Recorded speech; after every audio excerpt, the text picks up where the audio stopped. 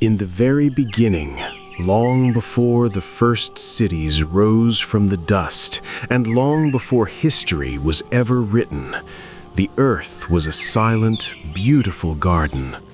Adam and Eve stepped onto this untouched world, starting the long journey of humanity. There were no laws yet, no judges, and no prisons. There was only the conscience of man and the guidance of the Creator. As time moved on, the family grew. Adam and Eve were blessed with many children. Among them were two brothers, Cain and Abel.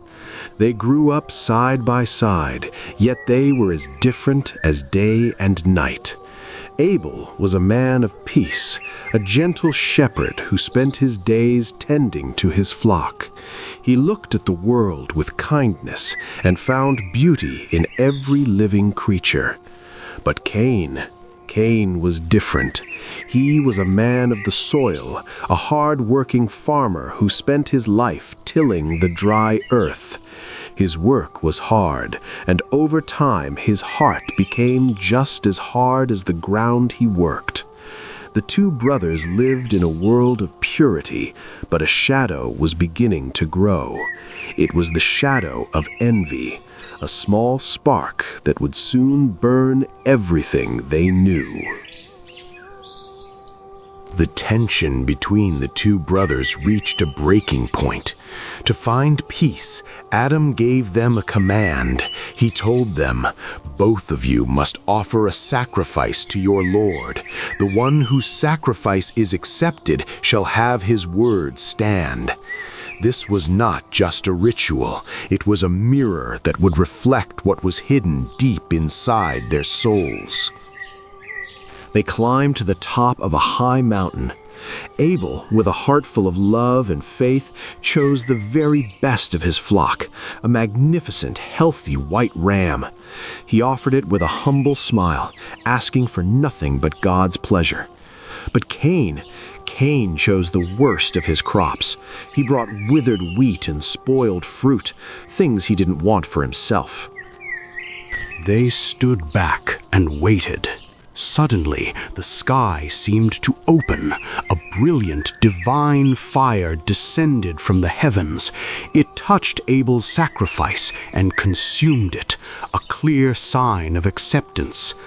But Cain's offering sat there, cold, rejected, and ignored by the light. In that moment, the world changed. The fire of rejection in Cain's eyes was more dangerous than any flame. Cain's face grew dark with rage. He couldn't stand his brother's success. He walked up to Abel, and with a voice shaking with hatred, he shouted, "I will kill you." Abel looked at him with eyes full of sadness and replied softly, "God only accepts from those who are righteous. Even if you raise your hand to kill me, I will not raise mine to kill you, for I fear the Lord of all worlds." One morning, while the world was still asleep, Cain found Abel resting in a quiet field. The whispers of the devil filled his mind. He picked up a heavy stone, his hands trembling with a mix of fear and fury.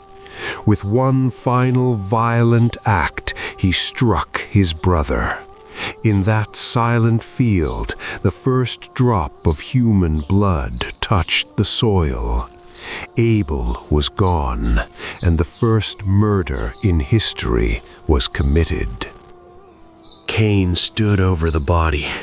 The anger was gone, replaced by a cold, terrifying emptiness.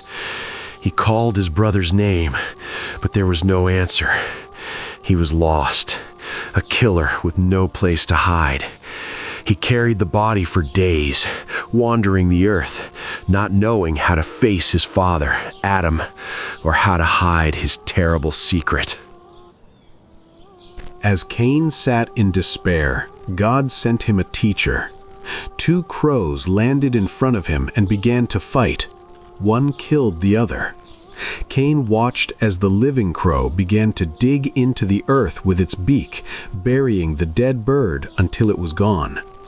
Cain broke down in tears, crying out, "Shame on me! Am I less capable than this crow? Could I not even hide my brother's body?" He buried Abel and fled into the wilderness, a marked man forever. When Adam learned of the news, a grief like no other filled his heart. He had lost 2 sons that day, one to the grave and one to the darkness. But life had to continue. God blessed Adam with another son, Seth, a light to carry on the message of truth. Centuries passed, humanity grew, and for 1,000 years they stayed true to the one God. But slowly the shadows returned. People began to worship statues of the righteous men who had passed away.